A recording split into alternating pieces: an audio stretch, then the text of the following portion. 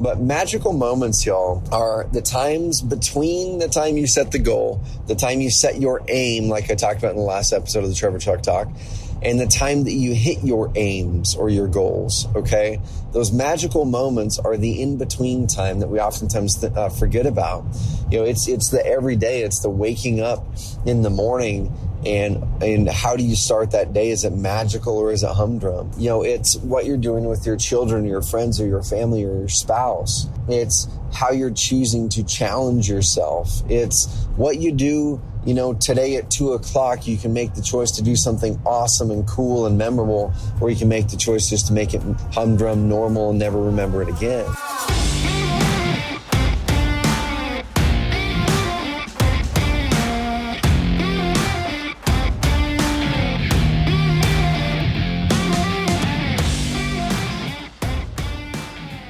Week 3 of my month-long sabbatical here in July. And if you guys are just now tuning into the Carrot Cast and you're wondering what the heck is a Trevor Truck Talk, what the heck is this sabbatical thing, go back and listen at the last several episodes.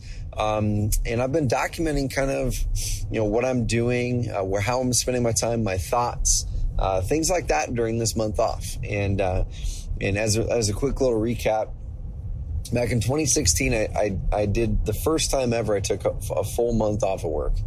But there were a couple things I learned during that time. One of them was that I kept on checking into work, even though I wasn't there. I wouldn't check into the people. I would kind of log into Slack, and I would look at things, and I would be plugged into social media.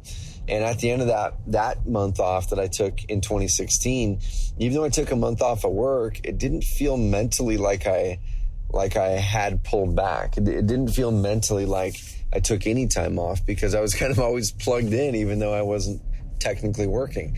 And so that was one of the lessons I took during the future sabbaticals, and this one as well, is unplug, truly unplug, make it to where I'm not finding myself filling that kind of gap time. Because you got a lot of gap time when you take a month off, when you're not working. And I'm going to kind of walk you through in this episode of the Carrot Cast. I'm driving to breakfast right now with a friend. He's the CEO of a several $100 million a year company here in Roseburg. He's an awesome guy, and we get together once a quarter or so just to chat and see how each other are doing. And so I'm heading into breakfast right now to grab some food and some fellowship with him. He's an amazing guy. And so a couple things I want to talk about during this one. The main topic of this podcast, this episode, is called creating magical moments. And you guys will find it in the Carrot Cast. It's probably about half or 3/4 mindset, life, success, stuff like that. And the other half is real estate specific. And it's very, very intentional. Number one, I get more energy by talking about the life stuff, okay? Because real estate is a tool. Marketing is a tool. Websites are a tool. Leads are a means to an end. And the end is usually freedom, flexibility, and impact, okay?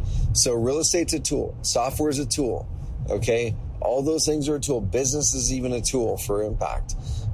Leads are a means to an end to generate income, okay? And if you generate leads the right way, they can come predictably, they can come consistently, they can build momentum.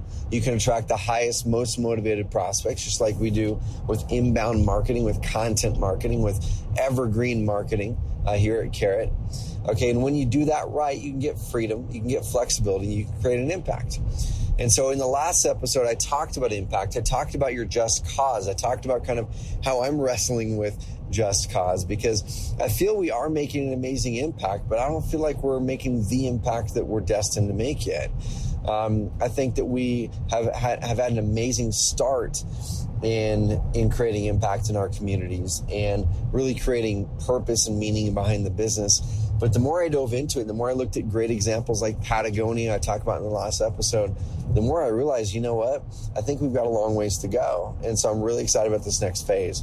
But magical moments, y'all, are the times between the time you set the goal, the time you set your aim, like I talked about in the last episode of the Trevor Truck Talk, and the time that you hit your aims or your goals, okay? Those magical moments are the in-between time that we oftentimes forget about. You know, it's the everyday, it's the waking up in the morning, and how do you start that day? Is it magical or is it humdrum? It's what you're doing with your children, your friends, or your family, or your spouse. It's how you're choosing to challenge yourself. It's what you do, today at 2:00, you can make the choice to do something awesome and cool and memorable, or you can make the choice just to make it humdrum, normal, and never remember it again. And I heard this phrase from my coach, Dan Martell. He said, one aim that he always has is to increase magical moments, increase the frequency, and increase the intensity. And when he said that, man, it really, really hit me, because one thing I'm very guilty of, and I wonder if you guys are as well. Let me know in the comments section, or let me know in the review section of Spotify or Apple Podcasts, or just hit me with the DM on Instagram, Trevor.Mauch, Mauch. One thing I'm really guilty of is expecting this magical moment to happen once a goal is hit, right? Once a revenue goal is hit, or a number of deals, or whatever it is, we're expecting these magical moments to hit when something big happens. And I've talked about this in the Carrot Cast before, the if-then complex. Okay, if this happens, then I will be happy. If this happens, then I will be fulfilled. If this happens, then I'll finally love my house. I'll finally love my spouse. If this happens, I'll finally find, if I find a spouse, then I'll finally be fulfilled and happy. If I get back in shape, then I'll have good energy. If I hit this revenue goal, then I'll finally be able to be fulfilled. Then I'll feel achieved. Then I'll finally write the book. It's the if-then complex. And the problem is, when we hit those aims, when we hit that when we hit the goal, then we set a new one. And so we very rarely sit in that fulfillment. We very rarely sit in that magical moment. We don't make it a magical moment. We let it kind of sail by. We wave at it, and then we set the next goal, or we set the next aim. And then we're back in the if-then complex, because we realize that if I hit this goal, when we hit that thing, it didn't actually do what you thought it would do. It didn't actually make you happier for the long term. It didn't actually give you fulfillment for the long term. It didn't actually do what you thought it was going to do for the long term. It might have given you a quick hit, right? It might have given you like a dopamine shot. It might have given you a quick hit. But for the long term, it probably didn't solve everything, right? Like you thought it would. So how do we make sure that we're living an amazing, fulfilled life all the time then, even between the time that we set the aim, we set the goal, and we hit it? It's looking for magical moments and creating them. And like my coach says, increasing the frequency and increasing the intensity. I'm going to give you some examples. So this morning was the very first morning. If you guys have been following me on Instagram, head over there. It's the very first morning that my wife and I woke up in our new bedroom. So we've been renovating the bedroom for a while, and the master bathroom and the closet and all that kind of stuff, a bunch of stuff. And we set up the bed. I had a good friend of mine who makes amazing custom furniture, Matt Hallman. Quick shout out to you, man. He's made a bunch of furniture pieces in our house. And we had to make a really, really cool bed for us as well. So we set that up last night, got the bed set up, everything. We don't have clothes in there yet, nothing like that. We're like, let's set the bed up and let's just enjoy. And we woke up in one of the parts of the renovation that we had to make a decision on that was extra money. And I'm pretty stickler to budget, y'all. Like, even though I'm doing well financially, I think people sometimes probably tease me a little bit for kind of being a penny pincher on some stuff. Like, some stuff I'll quickly write a check for 50 grand or 25 grand. But then I'm over here like pinching pennies on this $100 purchase, which is just the silliest thing in the world. And I know that I shouldn't be doing that, but I do. And it's a part of who I currently am, and I want to work my way out of it. But we had this decision that the designer put in front of us. Originally, we had this window that was facing towards our swimming pool and facing towards the river, which is the view that we have. And when I first wrote my first vision story, I talk about the vision story back in earlier episodes of the Carrot Cast. We have a whole Carrot Cast. We'll link it up in the show notes. That's specifically on creating your vision story. We did that around the end of last year for planning, for yearly planning. Creating your vision story is critical and key to creating the life that you want. And so in the vision story, when I did my 20-year vision story, hey, where am I going to be in 20 years? Where am I going to be living? What am I going to be waking up to? Literally in the vision story, it's vivid. I track from the time I wake up. What do I see when I first open my eyes? Where am I at? What are the first words that are said? What do I hear? What do I smell? What do I do when I first get up? All that kind of stuff. Okay. And I had this very, very, very vivid vision. I wrote my first one 5, 6, 7 years ago. And this vision is still pretty much the same today. That I wanted to wake up on a body of water. I wanted to wake up with a view where I would look out a window and there would just be this amazing expanse of just water and nature and sunlight. I wanted to be able to see the sun rise out my window. And then we bought a house in 2016, and that was just a small glimpse of it, okay? We bought a house in 2016 that's on the river, that needs some work, that was built in the 80s, small windows, pocket doors everywhere, stuff like that. And little by little over the last 2 years, we've been renovating the entire house. We're going to start on the outside next year. And our designer brought us a decision earlier this year when we were doing the bedroom. She said, hey, we have this window here that your bed sits by that you kind of look out. She said it'd be pretty amazing if we busted that window out, made it an 8-foot wide opening, an 8-foot wide sliding glass door out to the deck, out to the pool overlooking the river. And the first thing that pops up in my mind is how much is that going to cost, right?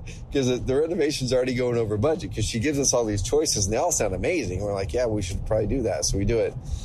And it was an extra $2,000, $3,000 bucks. I can't remember what it was. And originally my thoughts like, no, we're already over budget. We're good. But then what popped up in my mind was a magical moment. Man, how amazing would that be to wake up to that every single day? How would that impact my life? How would that impact my energy? How would that impact my outlook on the day? How would that impact me wanting to wake up early because there's this massive, amazing view of the sunrise right outside, right where I'm sleeping. I sleep on that side of the bed that's right by that door. So I said, you know what? That's a magical moment that I can have every single day that I live here. And I'm going to create that. And it's only going to cost a couple grand. And some magical moments cost money, some don't. Okay, some are just time. Some are just making a different choice. Some do cost money. And that's something I'm really, really wanting to challenge myself on is where am I spending money that's kind of more frivolous, that isn't creating a really cool, lasting, magical moment? And where can I spend money and spend time and spend resources that creates magical moments more frequently and more intensely? And so that was one way that I chose. I want to create a magical moment. I want to really live that vision story. I don't want to live part of it. I don't want to live a half-assed version of it. I want to live that vision story. And the cool thing that happened, guys, is this. Okay, and this is just talking about my house. I'm going to give you guys some other examples. Is as soon as we started to see this renovation come to fruition, and we saw that amazing view out there that we really weren't able to see in its full glory like we can see now with an 8-foot wide, might even be a 10-foot wide. I think it's a 10-foot wide sliding glass door. Yeah, I think it's 10-foot wide. We started to look at it and we're like, man, wouldn't it be amazing? Because we have a swimming pool out there, and this property is built in the 80s. It's like literally the deck is over the top of, it's kind of cantilevering over the top of the river. And it's got this above ground swimming pool, and then the deck needs repaired or replaced. And so that's going to be a project the next couple of years. And I'm looking at it going, you know what? Like, we can't just build a new deck around this above ground swimming pool. The above ground swimming pool, the kids love, they're in it every day. But what happens when they're like 16 or 18? Are they going to be bringing their friends over to swim in this 3.5 foot deep above ground swimming pool? Probably not. And so how can I create a magical moment for our family that's going to be frequent, that's going to be intense all the time? And I started to have this other vision like, man, wouldn't it be cool if we just busted out that deck and we find out what it's going to cost to build an infinity pool that overlooks the river, where when you're walking up to our house, when you're walking up on our deck, on our porch, you see the swimming pool over the top and it melds in with the river view right over the top of it. I mean, that would be amazing. That would be something every single day when I look at it, it would be inspiring and be something that that motivates me. It'd be something that I would use a lot more often than I do now. And I'm not a good swimmer. And that's one thing that I want to learn how to be a better swimmer for my kids, for my own safety, for my kids' safety. I want to, I originally had signed up for a triathlon, a sprint triathlon this year. And honestly, there's no excuses. Okay. Coronavirus didn't ruin my sprint triathlon. They canceled the sprint triathlon. But my coach, Stan Martell, he had an Ironman he was signed up for, and he continued to do it, even though it was canceled. He went ahead and did it. They organized a race themselves, and they did it. So I put a half-ass effort into doing that. I didn't do well. I was making excuses the whole way. And so that's something that I'm going to be rebooting that goal and completely changing what I'm doing there. But at the end of the day, y'all, one thing that popped up in my mind is like, man, the current pool that we have just doesn't work well for swimming laps. But you know what? If I create this infinity pool and I do this other stuff, man, how amazing would that be? I can get out there and swim every day. I can learn how to swim. I can swim with my kids. I can really train even better for more triathlons. I'm not going to wait to do one until that, but I can really make that part of my lifestyle. How amazing would that be? That'd be magical moments all the time. Let me give you some other examples of magical moments that you can create in your life, or that I've created in my life. Guys, even this week, okay? So my wife and I, we were kind of going down the path this week of just kind of getting caught up. We've been on the road for 3 weeks traveling. And we're back home now, and there's always, of course, a lot of chores to be done, especially when you're in the middle of a renovation. And so we were looking at the week and we're like, man, we haven't really been on a date or just ourselves in a while, especially this past month, because we've been traveling most of the time. And so what we decided to do was, like, let's create a magical moment. Let's have a day to ourselves. Our kids can go to Kathy's, who's our friend and nanny. That's been a nanny for our kids since they were born. They don't go over there too often now, so they really, really love it. It's a magical moment for them. My wife and I are going to go out and just have a wine day and a date day. You know, we're going to go out check out some of the wineries we haven't been to in years, even though we're members at one of the wineries. We haven't been there in probably a year and a half. We have a lot of wine to pick up, I'm sure. We've been to other wineries in years for sure. Lots of other wineries, but this one is one of our favorites, Russell. We haven't been out there in over a year and a half. So we're going to go do that. We're going to come back, have probably like a picnic lunch at our property, not somewhere else, on our property. We're going to go float the river we've lived in this river for 2 years. We've never floated this section of river in front of our house. So a lot of people float. We've floated other sections, but we haven't floated this one. And we're like, we need to do that. We need to know what the river section looks like. And so we're taking some friends out there who've done it before. We're going to make an afternoon of it.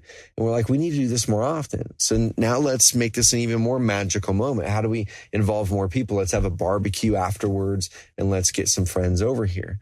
Okay, so where can you guys create magical moments in your life right now? Where can you guys create magical moments in your days? How do you increase the frequency? How do you increase the intensity? Because as much as we set goals, this episode goes hand in hand with the one that I did last week.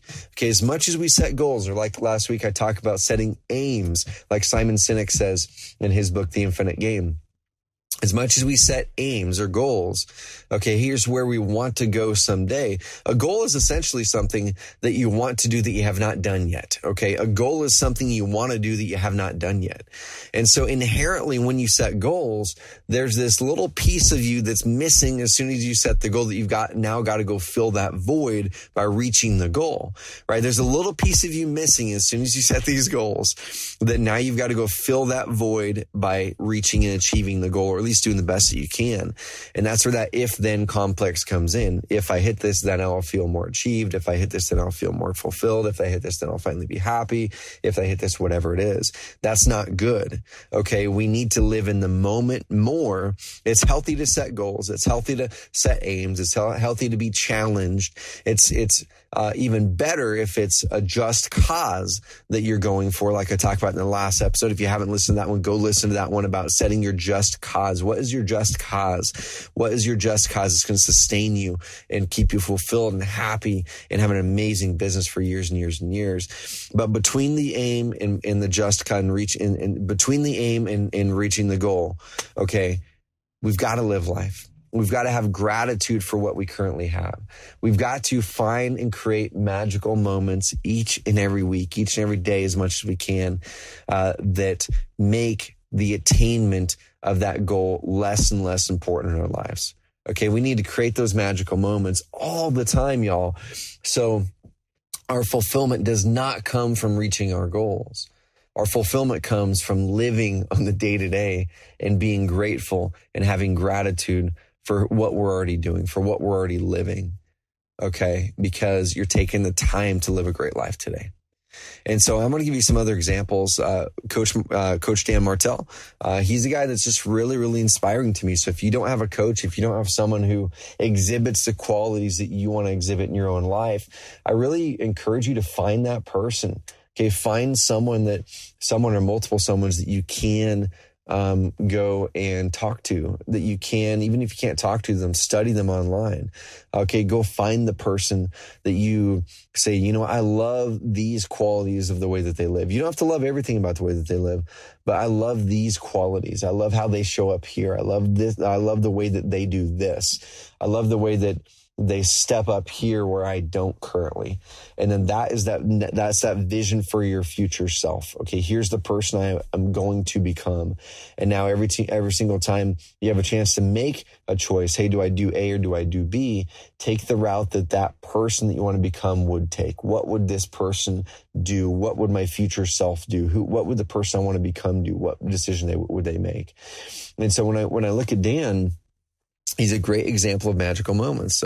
We were up in Toronto at a mastermind together, and he was talking about him wanting to challenge himself to explore the other side of his beliefs. And when he first said that, I'm like, what does that mean? And so he said, you know what? I've never been a guy who has been like a supercar guy. I've never been a guy to want to get a Lamborghini or a Ferrari or a fancy, multi-$100,000 a year car. I've never been a guy to flaunt my wealth. And he's wealthy. He's invested in big companies. He's worth tens and tens of millions of dollars. And he said, you know what? I wanted to explore that. I wanted to see if those beliefs that I had are true. Are those beliefs that I had that the person that buys the Lamborghini or the Ferrari or I'm trying to remember the darn name of the car that he's got. It's an amazing car. So it's, one of those other amazing supercars. He said, I wanted to toy with that belief of anyone who buys that car is trying to overcompensate for something else. That was a belief that he had. The person who buys that $300,000 car is trying to overcompensate for something else or trying to just impress other people. That person is, for lack of better terms, a douchebag is what he would say. Things like that, right? And so he said, well, is that true? I've never owned one of those cars. So is it true that if I get that car, that's why I'm getting it? And so he said, I'm going to create this magical moment. I've never been a supercar guy, but I'm going to go buy a McLaren. And he went and bought an orange McLaren as a $300,000 car, paid cash for it. And he said, if I end up not liking it, I'll sell it in a month. And then I'll know. Then I will for sure know. And I will never wonder if those people that own those cars know something that I don't. And so he went out and bought the McLaren. He's like, dude, it opened up so many things in my life that I never would have expected. He said, number one, I perform better because when I drive around on McLaren, I hold myself to a higher standard now than I did when I was driving around an old car.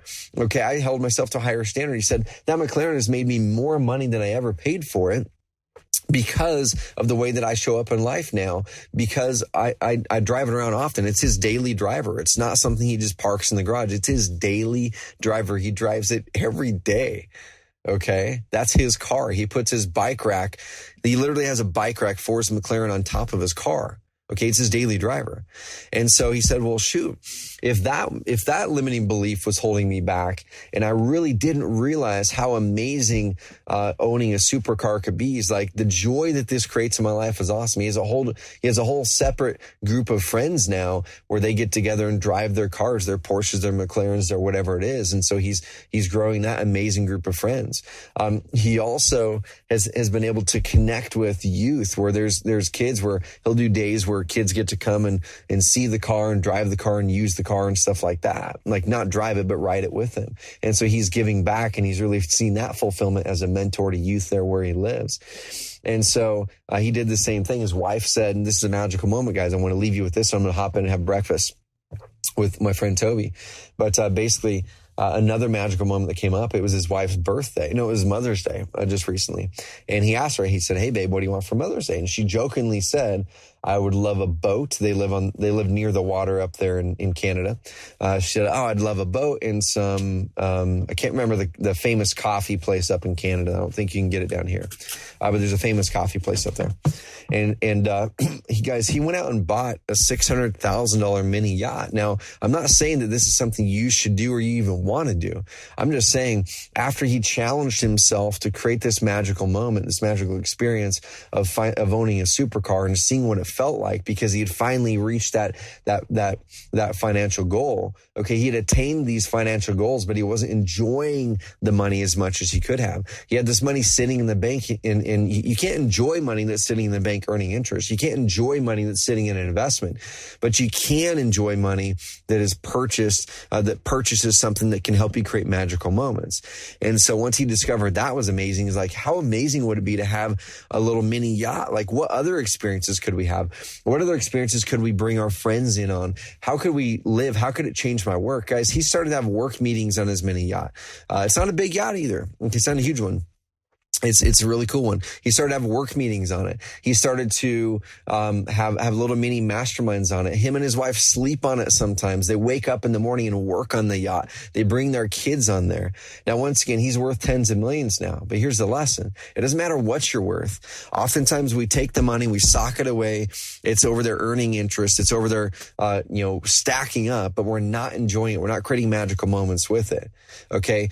Find a way to take some of your money, whatever it is, even if you only have $10, and create magical moments with it rather than just having it sit there. Okay, guys, I want to challenge you guys. I'm going to go in and create a magical moment right now with my friend Toby, having some breakfast, and then we're going to go back, swim with the family, and do some other cool stuff. Have an amazing rest of the time. Create some magical moments today. I want you guys to do this. I want to challenge you. I want you guys to DM me on Instagram. Go follow me on Instagram, trevor.mauch, M-A-U-C-H. Follow me on Instagram, y'all, and DM me, what magical moment did you create this week? I want to see some magical moments. I want to see some pictures on there. I want you to tag me and use the hashtag magical moments, okay? And do that. I'm going to do the same thing. Hashtag magical moments. Tag me to it, @sign me to it, and DM me, y'all. I want to celebrate you. I want to have some magical moments with you, and let's do it. Talk soon. Have an amazing rest of the week.